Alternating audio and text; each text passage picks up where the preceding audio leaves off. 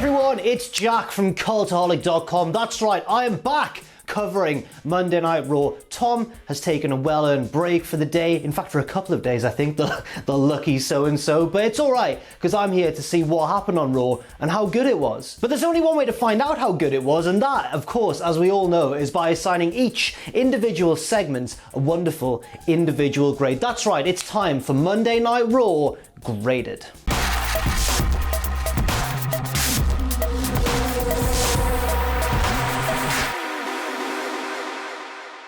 So a bit of background to this week's episode of Raw. We're coming off the back of a Clash of Champions show, which was a bit of a mixed bag for WWE, to be honest. But the big positives that everybody agreed on, the big two standout moments on the show, were the opening ladder match and the main event with Roman Reigns.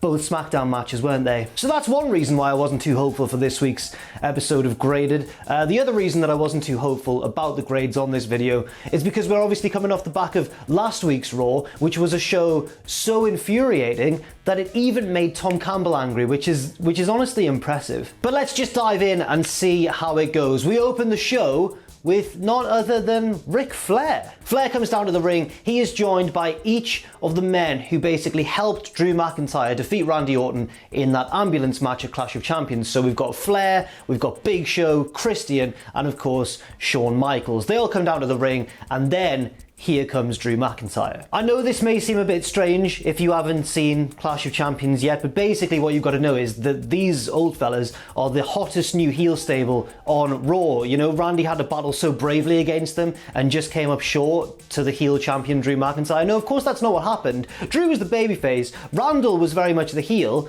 but they stacked the deck against him anyway, which I'm still puzzled about. Drew kindly puts over all of the men in the ring with him. He says that Christian was someone who always went to bat for him when he was younger. Big Show was like a big brother to him. Shawn Michaels has been like his mentor, and Ric Flair just got him absolutely wasted on the road all the time. No, he doesn't. He says that Ric Flair is somebody who he couldn't believe he was sharing a roster with, and that it was so cool. So Drew says that it's weird in a way that the thing that's brought us all back together is a common disdain for one man, Randy Orton. Drew then says, and it's quite a good point to be fair, he says that I've already proven that I could beat Randy one-on-one in a straight-up wrestling match at SummerSlam. And because it became so personal since then, I really didn't mind last Sunday that you guys got involved. In fact, I hope people attacked Randy in the streets, which escalated out of nowhere. But then young Randall appears on the Titantron and interrupts and says, hold on, Drew, I'm not done with you yet. And I'm like, oh man, the feud's continuing. Oh! Orton says that he won't be through with Drew until he is once again WWE Champion, and then he grabs his little travel case and he storms out of the building. And, you know, thanks for coming, Randy. Cheers, man. Thanks for letting us know that this feud is going to carry on a little bit more. So with Randy out of the way, Drew says, right, I want to be a fighting champion tonight. I'm putting my belt on the line in an open challenge, but it has to be somebody who's never faced me for the title before. And I'm thinking, oh, please be Vince. So this opening segment gets a C+ grade. Drew did his best. He's normally quite a naturally likable guy anyway, so it was never going to be too low a grade. But the reason that it only gets a C+ is because I disagree with, one, Randy being totally fine after being punt kicked and thrown off an ambulance and all the rest of it just one night beforehand. And also, I disagree with this feud continuing. I think we've seen enough. I guess they'll probably have a Hell in a Cell match, maybe. But on the plus side, I do kind of enjoy Drew's logic, whereas somebody like Cena or Reigns in his babyface days would have maybe just ignored the fact that all these guys got involved or tried to spin it as something that the heel had coming to them. Drew just went a totally more natural direction and said, honestly, it was so personal at this point that I was actually glad that more people wanted to kick Randy's ass. And I think, fair enough, that was actually quite a nice little explanation. Anyway, next up, and there's various little backstage segments, as always, in the Bruce Pritchard era of Monday Night Raw, scattered out like all over the place, but I'll be grouping some of those together later on. So we'll just move on for now to the next match. It's a rematch from Clash of Champions. Asuka, once again defending the Raw Women's title against Zelina Vega. I mean, yeah, you know, Vega got comprehensively beaten in that match, tapping out like instantly to the Asuka lock, but she did attack Asuka after the match, so I guess it does make some sort of sense. And at the start of this match, I'm thinking hopefully they get a bit longer on Raw. It is 3 hours long, of course, with a depleted roster because of everything that's going on. Hopefully they get a bit longer than they did at the Clash, because they didn't get very long at all, and I think that Zelina actually did impress beyond a lot of people's expectations. They almost brawl backstage before they head out to the ring, but they're held apart by referees. Then when the bell rings to actually start the match properly, they brawl immediately there as well, which is quite nice to see, a bit of intensity. Asuka gets an armbar straight away, but Vega gets the ropes, and she seems like she may have learned a thing or two from her defeat the night before. And then the match settles into kind of the same theme as it did a Clash of Champions, but extended a little bit. I think this was a longer match in the end, with basically Zelina surprisingly controlling a lot of the match, grinding Asuka down with quite long rest holds and submissions and that sort of thing, trying to slow the pace before Asuka gets a burst of energy and gets some fire and gets her way back into the match. And honestly, it's not that compelling, but it does have a good finish because they go into the same finishing sequence as the Clash of Champions match. So Asuka gets caught in a pinning predicament but scoots Vega off just like she did at Clash of Champions, locks on the Asuka lock, but this time Vega makes the ropes. It looks like she spent all of Monday doing her homework. What a great student. That sounds creepy as hell. Oh dear. So Asuka is quite confused about how Vega got to the ropes. She doesn't quite realize what's happened. She's complaining to the ref. Vega hits the backstabber. 1-2. Asuka gets her foot on the bottom rope at the last moment. A very nice near fall. Then Vega goes up top for the moonsault, catches knees from Asuka, and finally Asuka's able to lock in the Asuka lock properly and secure the win. And she doesn't let go for quite a few seconds after the bell actually. Ooh. I'm going to give this a B- grade because even though it was longer than the match at Clash of Champions, I think I actually preferred the previous match. A lot of this match was kind of just there, but the ending sequence was admittedly quite enjoyable. So I think that all balances out to a B- grade. I wonder if the feud's going to continue or not. Judging by the way that things are going generally on Raw these days, I think we're in it until next year's Survivor Series. We go to the break, and then when we come back, Andrade is in the ring as Vega's being helped out, clutching her arm by referees, and he's just laying into her on the microphone saying, "You've lost, you're rubbish, mate. You are absolutely terrible. Never wrestle again." He's not exactly saying that, but it's basically words to that effect. Andrade also says that both Vega and Angel Garza were the weak links in their little team and that he is the superior competitor. So, just like Drew did actually, Andrade throws out an open challenge and he wants it answered right now. And who should answer it but Big Keith Lee? Let him wrestle without that vest on though, come on. And we get a very short match, but a very enjoyable one, in my opinion, considering it's quite short length. A lot of the time, Andrade is kind of like shifting around the ring, using his elusiveness and his speed to try and grind Keith down, chopping away at his knees, jumping off the top rope and trying to knock Keith Lee off his feet, but Keith will just catch him and squash him in the corner occasionally, or just like swat him out of midair. It's quite entertaining, even though it only lasts a couple of minutes. Eventually, the finish comes when Andrade heads up top, leaps off towards Keith Lee. Huge mistake, Andrade. Unlike Zelina, you have not been doing your homework. Bad student. Still weird. And Keith Lee crushes him with a spirit bomb for the clean pinfall win. I'm going to give this one a B grade. I mean, I am quite a big fan of Andrade's, and I do understand that it's really frustrating to see him beaten so comprehensively, but I think at this moment in time, the priority has to be with making Keith Lee look strong once again, allowing him to step back into the spotlight after a short little break from it, and I think that the priorities were right here. I think WWE did the right thing in putting Keith over strong. Next up, we go backstage where Buddy Murphy is all sad and Seth Rollins approaches him all happy and he's like, "Come on, buddy. Come on, Murphy. You've not got a first name now. Come on, cheer up, because I'm in a great mood. I'm all suited up because the Mysterio family are guests on the King's Court." And I'm like, oh my God, the King's Court's happening tonight. Wonderful. I don't know why Seth's got suited up for it, but he seems to deem it appropriate. And he also tells Murphy to go and get changed as well. He's like, "Why are you in ring gear for? You haven't even got a match tonight. Go and..." It turns out he does have a match later on, but it's an impromptu one. He's like, "Go and get changed into that suit I got you." Murphy heads off to change, leaves his phone behind, and Seth Rollins slips it into his pocket. And now we go to ringside. Lawler is in the ring, of course. It is the King's Court, and the guests are indeed, as Seth said, all 4 members of the Mysterio family. Ray, the mother, the daughter. No, I know their names, but the key person here isn't Ray, it's not even Dominik, it's Aalyah. But before she can speak, it's time for the men of the Mysterio family to be all macho and protect the fam. and just hold up their end of the deal and be men about everything. So Ray says, of course, Dominik and Aalyah are my children. There is no need for any sort of paternity tests. It's all stupid. We literally did this angle 15 years ago. So Ray tries to play it off, but Dominik is mad and he says, right, Seth Rollins has gone too far this time. Next time I see him, I'm gonna spin his jaw. Take man's Twix by force. You're...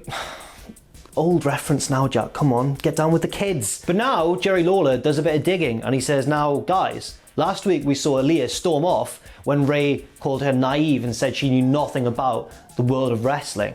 And Aalyah was blatantly like, look mate, I'm on Cage Match all the time checking out the All Japan ratings. I do know about wrestling quite a lot. What Aalyah actually says is that she was annoyed last week when Ray said that, but she does understand because Murphy approached her, she didn't approach him, and she feels like anybody who surrounds themselves with someone as evil as Seth Rollins really has to evaluate their life choices. So she is wary of Murphy, or that's what she seems to imply anyway. But you know it's coming, you know that it's coming because Seth Rollins appears on the Tron and says one of you isn't quite being true about their feelings and it's you, Aalyah, and he has the phone and he exposes the DMs between Aalyah and Murphy. And at this point watching it, I'm genuinely like, oh my God, what's gonna happen? I'm really terrified. I'm watching it through my fingertips like that because I'm just thinking, what could the mind of Vince McMahon possibly conjure up with this set of situations? But it's fine. Well, it's not fine. It's still quite weird, but it's not as bad as I thought it was going to be. It's basically Murphy saying, I'm sorry for what happened, and Aalyah saying, thank you for apologizing,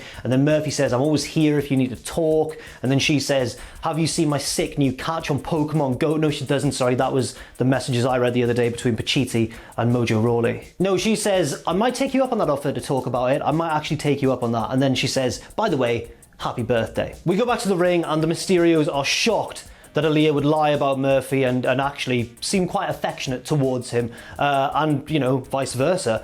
Ray is absolutely livid. Dominik is even more livid. Aalyah storms off saying, look, he's not like Seth, he's different. She heads off.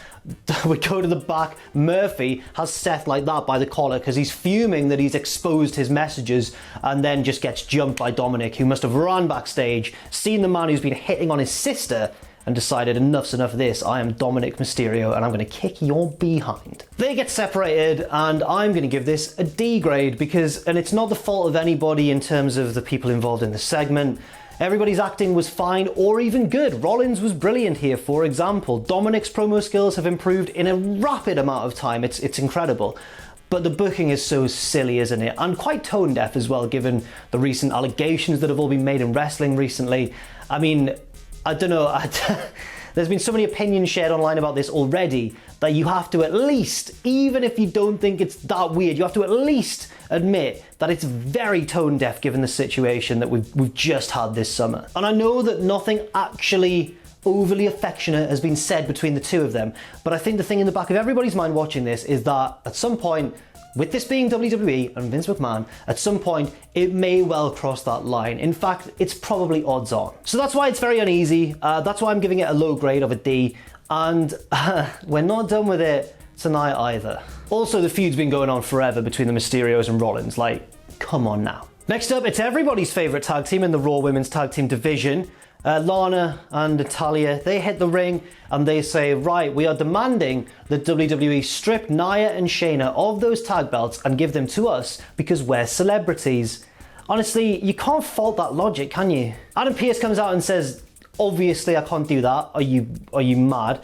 And then he says, what I will do is give you a match against the newest tag team to hit Raw, Mandy Rose and Dana Brooke. She's hopped across as well. The match is very short, but I'm just struck by, like, there are so many blonde people in the ring right now, and you know that backstage Vince is sat there like, yes, this is how women's wrestling should be. The heels actually dominate for a little bit until Mandy gets the hot tag, comes in, and hits Lana with a move. I'm not sure what it is. I think Lana was in the wrong position and Mandy had to spin her around before hitting her with it. Then Natalya tries to get involved, but Dana levels her. They both roll out the ring, and once again Lana is isolated with Mandy. Mandy hits the ropes and hits like the running pump knee that she does, but either she didn't get her knee high enough or Lana was stood up too straight and needed to bend into the move.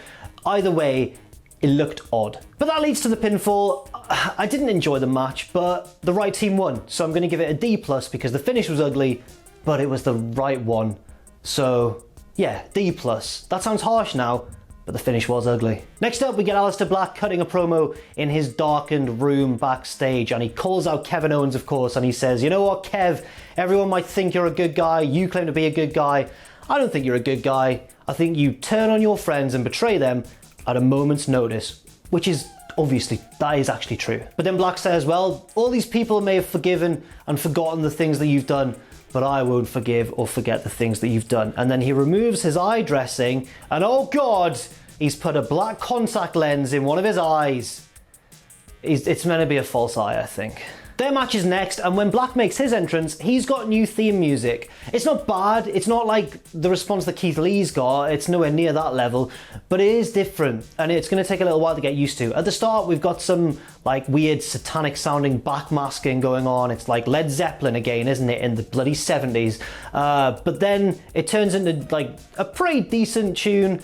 I just missed the old one already, that's the problem. Maybe it'll grow on me, who knows. And this match gets off to a really nice start actually. It's pretty 50-50 until at one stage Owens knocks Aleister Black to the outside and then hits a lovely swanton bomb off the apron to the floor, and it's just a reminder of how agile and what a freakish athlete Kevin Owens really is. But Black regains control with a PK to the throat, and Owens coughs a lot because it hit him in the throat, which is good selling to be fair. Black starts hitting all of his strikes and his kicks, but Owens manages to avoid one, nail a super kick and get a near fall. The match keeps going. I'm thinking, wow, I'm gonna give this like probably a B+ or something, and then the finish happens and just totally wrecks it, guys, like totally wrecks it. So the pair are exchanging blows against the ropes, and Aleister Black pulls back his elbow to prepare for like a big right hand, I'm assuming. Elbows the referee in the gut, and the referee calls for the bell, and that's the DQ. That's the sort of finish that's going to just ruin the quality of a match, really, isn't it? Aleister Black obviously argues about this. He is livid, but the referee makes them announce their decision anyway at the timekeeper's table, and as the decision's being announced, as Owens is being declared the winner, Black turns around straight into a stunner, and Owens stands tall. Yeah, this gets a D grade from me, I'm afraid. I know I said the early stages of this match were good, but it was just completely cut off at the legs by that finish. Really bad stuff. Again, not the fault of the guys in the ring, more the fault of the booking. I also will say this, if this was, and I think it was, if this was Aleister Black's first match back since his long layoff, why would you end it like that? It doesn't help anybody, it doesn't help either of them. I guess it's going to build to a match at the next pay-per-view probably, but there's more creative ways to get there than by doing this weird rubbish DQ finish. Also, I think the elbow was meant to be accidental, but to make sure the ref was in position, Black turns around and looks at him, and it just looks so deliberate. Like, it looks like he's gone, huh, bang, why have you DQ'd me? Even though it's meant to be, huh, bang, why have you DQ'd me? I don't know.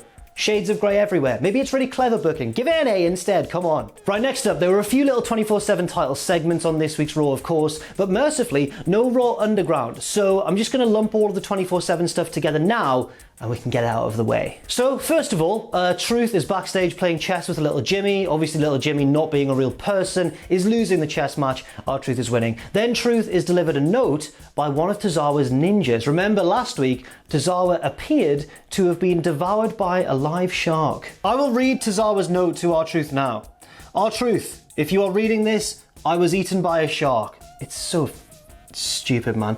Our battles were epic and would make my sensei Funaki proud. Wear this with honor, regards. And then the ninja opens a briefcase, and the thing that R-Truth is meant to wear is Tozawa's black belt, and Truth's really honoured by this. And as he's all honoured by this, and it's quite a touching moment, Tozawa comes out from underneath a nearby table, rolls him up for the pinfall, and he's the new 24/7 champion. Then gets blasted with the briefcase from his own ninja. The ninja removes his mask, and it's only Drew Gulak. He pins Tozawa, 1, 2, 3, he's the new champion. Truth clotheslines Gulak, 1, 2, 3, Truth is once again the champion. I don't like it. But that's not all, because now we have a triple threat between the three of them for the 24/7 title. So it's Truth, Gulak, and Tozawa. The two heels, I think Gulak's a heel again now, I don't know, spend a lot of the match beating down R-Truth and teaming up on him. But Gulak eventually turns on Tozawa, throws him out of the ring into the referee. It was an accident. It wasn't meant to happen. At first I thought there was going to be a ref bump, but then I realised no, they've just got in the wrong position. And now it looks like Gulak's going to win. He gets the Gulak locked in, but Truth manages to escape it just as Tozawa's recovered and flies off the top with his massive back senton, crushes Gulak. Truth is up now, nails Tozawa with a huge face buster, nails Gulak, where he goes totally like literally John Cena here. Huge AA onto Gulak, onto Tozawa, and then pins one of them, who cares which one, I think it was Tozawa, to retain the title. This gets a C- grade because it felt like it took up quite a lot of the show actually, but no lower than a C- because it's the 24/7 title stuff, and if I took it too seriously, then I'd just make myself look stupid, wouldn't I? So I guess some people would have found it funny. It wasn't the worst thing we've seen in the division, not by a long shot. And Tozawa was alive, he wasn't eaten by a shark after all, so that's good. Next up, we get a match that was set up earlier on in the night. Dominik Mysterio versus Murphy, or as I called it on Twitter, hilariously, and it didn't get enough likes, DM Dominik Mysterio versus DMs Murphy texting away. I'm a professional. The match begins, Dominik is coming out like a house on fire. He's battering Murphy in the early stages, saying just like, no one gets to hit on my sister apart from me. No, God, no. That's not what he says at all. Murphy gains control of the match at some points, like at one stage he launches Dominik over the announce table. Great bump taken by Dom, by the way. But this is largely all Dominik Mysterio. He beats Murphy around the outside of the ring and then fetches a kendo stick from under the ring, and it looks like he's going to use it. But here comes Aalyah down to the ring, and Dominik's there with his own sister pleading with him not to use the kendo stick, saying, look, Murphy's not like Seth, he's a nice guy, please don't do this. Meanwhile, you know, the ref's count is continuing and Dominik stood there like, oh God, yeah, I need to get back in the ring. Right, I'll catch you in a bit, sis, I've got to go and do this match now. The ref's like, come on, Dom, break the count. Dominik gets back in the ring. The ref doesn't care about the kendo stick. Dom is stood there with the kendo stick, ready to just send Murphy's head into Roode, and instead the referee's just like, well, as long as he's broken the count, I'm fine with all this happening. Aalyah at least sees this as a problem, continues to argue with Dom from the outside. Dominik turns to say something to her. Murphy rolls him up, 1, 2, 3. The shoulder may have came off the canvas. It was a bit of a sloppy pinfall, but you know, it wasn't too bad. And Murphy wins the match. Dom is of course furious. He chases Murphy outside the ring. Bang, kendo stick shot to the gut. Aalyah is horrified and tries to call Dominik off, and she just looks devastated. Dom looks at his sister and says, you know what, Dad was right. You are naive, and that is like calling Marty McFly chicken. Aalyah slaps her brother and storms to the back, and we all know where this is going. Dominik versus Aalyah at Hell in a Cell. This match gets a C- from me, similar to Black versus Owens really, in that it was a good match for the time being, and then the finish totally ruined things. But it didn't ruin things as badly as it did in the Owens and Black match for me. So that's why it gets a slightly higher grade, despite still being underwhelming on the whole. Moreover, this storyline, man, it just gets me so on edge. Right, now let's catch up with the lads from the Hurt Business and see what they've been doing all night, because they've been doing a lot of stuff all night, and once again, I've just ran all of these segments together. So the first we see of the Hurt Business, and Cedric's not there by the way, and it's not really explained until later, and it's a very kayfabe reason, so Cedric's not on the show, make of that what you will. But the first we see of Lashley, MVP and Shelton is they are sat backstage in catering, and this guy just comes along and just sits in Bobby Lashley's seat, and Lashley comes along like, you're in my seat, and the guy ignores him and just starts tucking in to an admittedly very good looking bit of catering. Bobby's like, mate, you are sat in my seat, and the guy's like, oh sorry, and he moves along, but he's still in the seat, and Lashley's like, you're still in the seat, mate, and the guy's like, I'm really sorry, and he goes to leave, and Lashley takes the meal off him, and now he's got two lovely dinners. Right, now, it's meant to make Lashley look like a big bully, but I'm assuming the guy can go back. I'm assuming it's kind of a buffet system in catering. The guy can go and get another plate of food if he really wants to. He was rude at first. He came along, sat on a table where there was one seat blatantly reserved for those two guys' friend, and he just didn't even look at them. He just sat down, didn't say hi, straight into his food. And I think Bobby Lashley was quite within his rights. Later on in the night, the Hurt Business are now seen walking down the corridor backstage. They get to their locker room door, and Mustafa Ali comes out. And the Hurt Business are once again, I think, in the right here. They're like, whoa, whoa, whoa, whoa, whoa. What were you doing in there? First of all, Ali apologises, which makes him look like a little weak coward, and we hate to see Ali look like a little weak coward because he's not, and he shouldn't be portrayed as such. But secondly, he is definitely in the wrong, isn't he? There's about to be a bit of a beatdown backstage. They're all pushing Aalyah around, but here comes Ricochet and Apollo to save the day. And oh my God, this feud between Apollo and the Hurt Business just won't end. So now let's get to the match, which is a 6-man tag between MVP, Lashley and Shelton, Ricochet, Apollo, and Ali. Before the match, MVP cuts a promo in the ring and says that because Cedric lost to Apollo recently, they've sent him to Hurt Business boot camp, which is why he's not there, ladies and gents. In all seriousness, if Cedric has been in contact with somebody or even, has contracted it himself, obviously we wish him a full and fast recovery. Of course we do. But the more that WWE dances around the issue, the more outlandish these excuses are going to have to become. Anyway, that's the serious bit out of the way. MVP then starts going in on Apollo Crews on the mic, saying, look, you've tried against Bobby Lashley at several pay-per-views in several matches, and you've lost pretty much every time. And I'm thinking, yeah, he's exactly right. Maybe this feud should, be over. Anyway, the faces come out, the match begins, the faces jump the heels at the bell, we get a big old brawl to start, the lights flicker, and the Retribution logo fills the Thunderdome, and I'm thinking, I really wanted this one to have a clean finish. I wanted it to be a good match. We go to commercial, we come back, and the match is just in progress, and Retribution haven't come out. So, yeah, it's looking quite promising actually, and I was wrong in this instance. So, the match continues, it's decent, and it really picks up towards the end and becomes quite enjoyable. Ricochet wipes out the 2 illegal men on the outside with a lovely swanton or senton or some kind of flip off the apron. It's really pretty. That leaves MVP alone in the ring with Ali. Ali manages to get him down to the canvas, go up top, hit the 450, and Ali gets a pretty big pinfall victory, to be fair. Yes, it's over MVP, but they've not given Ali much to work with recently, have they? So I'll take it. I'm going to give this match a B grade. I've got to weigh up the disappointment of the feud continuing with the positive of the match being pretty decent, and also the positive of Mustafa Ali getting the big pinfall victory. So I'm giving it a B. I think it was decent. And that's the last we'll see of the Hurt Business tonight, and indeed Retribution don't even show up at all. So we'll move on to the next segment, a video package regarding Bianca Belair. Now I know the one last week was very well received. This is another one along the same sort of lines. Bianca Belair is at a track meet, as the Americans say. Well, she's on a running track anyway, with 3 other people, developmental wrestlers or people they've invited along to be extras, and one of them is bloody Shug D, or Pineapple Pete, as many AEW fans will know him. Nice to see him make an appearance there. Anyway, they're all set up on their blocks, the guy blows his whistle, they all start sprinting the 100 meters. Bianca Belair wins at a canter. She wins easily. One of them, I think it was in fact Shug D at the very start, is just like, I've had enough of this, and he leaves. And now she's just got to raise 2 more people. She's like, come on, let's go again. I am game. They set up again in the blocks. The guy blows the whistle. The other 2 go, and Bianca gives them a head start of about like 4 seconds. And then she takes off. And in about 4 seconds, these 2 other runners have gotten about 15 meters down the line. Absolute scrubs. Bianca wins again. One of the opponents walks off in disgust again, and now it's down to 1-on-1. The final race is 100 meters again, but this time Bianca Belair is doing the hurdles and the other guy's just doing a flat out sprint. And Bianca Belair wins. This gets a B- grade from me. Sounds harsh. I know people like these segments. I think the one last week was better, just about. And I'm giving this one a B- because I get the point. We're trying to get Belair over as a really superior athlete. You know what would get her over as a superior athlete more?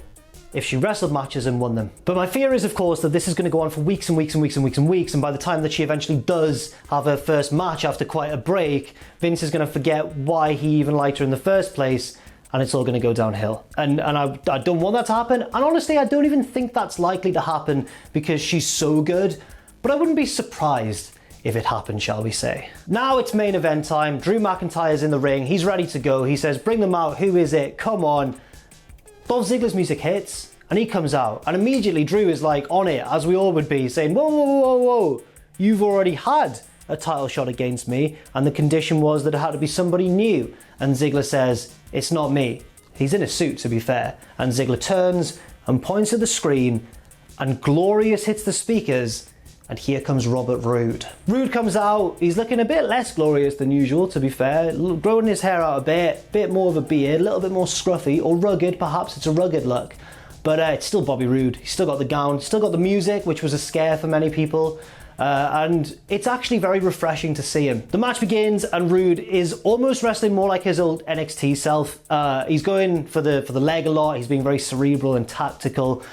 Drew did, as commentary pointed out, kick an ambulance door off its hinges the night before, so his leg might not be feeling too good. Bobby does work the left leg sometimes though, and it was Drew's right leg that was hurting, but then later on he slams Drew's right leg into the announce table. Maybe he just wants to work both legs. Roode at one stage locks in the figure four for quite a long time. Drew rolls over and manages to reverse the pressure. Roode has to grab the ropes to break the hold, but now Drew's legs are gone, and Drew mounts a bit of a comeback, tries to do his kip up, and as he lands on his feet, he buckles and falls to the canvas. Very nice. Then we get a sequence of near falls, but not overkill. They all make sense pretty much. Roode gets a near fall off a spinebuster, then off a roll up that nearly takes Drew by surprise. Then Drew manages to hit the Future Shock DDT, but Roode manages to kick out at 2. Then Dolph appears on the apron and Drew accidentally claymores him instead of Robert Roode, and Ziggler flies off the apron. Lovely bump, of course, from Dolph Ziggler.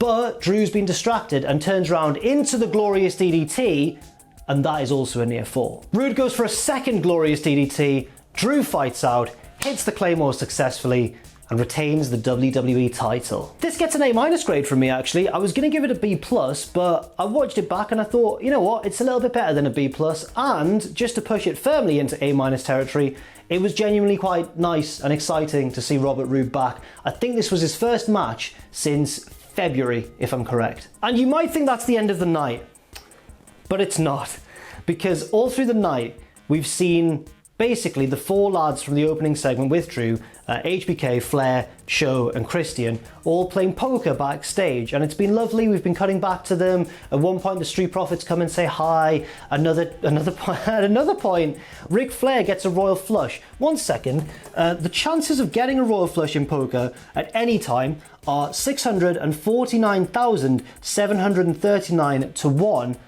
And Flair did it live on Raw. I mean, what are the chances? We should be celebrating, really. So this has been going on like all throughout the night. There's been little clips of them playing poker, right? I can't believe I'm about to describe what happens. If you've not seen Raw and you're getting what's happened from me right now for the first time, you're just not going to believe me. So after the main event, after Drew's won, the Tron flickers to life and we see a janitor lurking outside of the poker room. The Hurt Business earlier on had actually thrown a water bottle at the janitor just to be mean to him, and the janitor just sort of trundled away sadly. Now, like Kaiser Soze himself, the janitor reveals himself to be a crucial character. It's Randy Orton, Splinter Cell edition with night vision goggles. Get your Randy Orton night vision goggles toy at www.shop.com now. Anyway, Orton heads into the poker room where all the guys are. Obviously, he can't be beating up Flair and having him take bumps in front of the camera. So what he does is pops his goggles on, turns the light off. Now Randy can see, and it's implied that he batters them all with a chair. But you only hear the chair hitting stuff. You don't hear them verbally selling it. And you know what? I'd expect Shawn and Flair, at the very least, 2 of the greatest of all time, to remember to sell with their voices. But they don't. Anyway, Orton beats everyone up. We can't see anything. He can because he's got night vision. Turns the light back on. The room's a state. Everyone's bodies are all over the place. And Orton has... I don't even know how to describe it. Orton's done something I've never seen before in wrestling. And that's the end of the show. It gets a D. It was blatantly ridiculous, okay, but I wanted to give this an F so badly. Like, you don't understand how much I thought this deserved an F. But Orton hammed it up so well that I'm giving it a D. I think he was brilliant in this. I don't think the segment was brilliant because that's why I've given it a D. But I think Orton was pretty brilliant in it. So, after a long graded, apologies for that, Raw gets an overall grade of a C- from me, a show very much carried by the quality of its matches and very much let down by the booking. The booking was bad in various different ways as well, so a lot of the feuds continued that I didn't want to see continue, like Orton and Drew, like Dominik and Rollins, like Apollo Crews and the Hurt Business as well, which is a shame, but at the same time, a lot of the wrestling was good, so I can't complain too much. It wasn't as bad a show as last week, it just wasn't a good show either. But what do you think? Let me know in the comments section down below. There were, of course, some positives. The main event was good. Roode's return was cool to see. The 6-man was decent as well. I'm interested to hear your thoughts, positive or negative. Leave them all down below, and thank you very much for watching this video. Stay safe out there, stay positive, and I'll see you soon.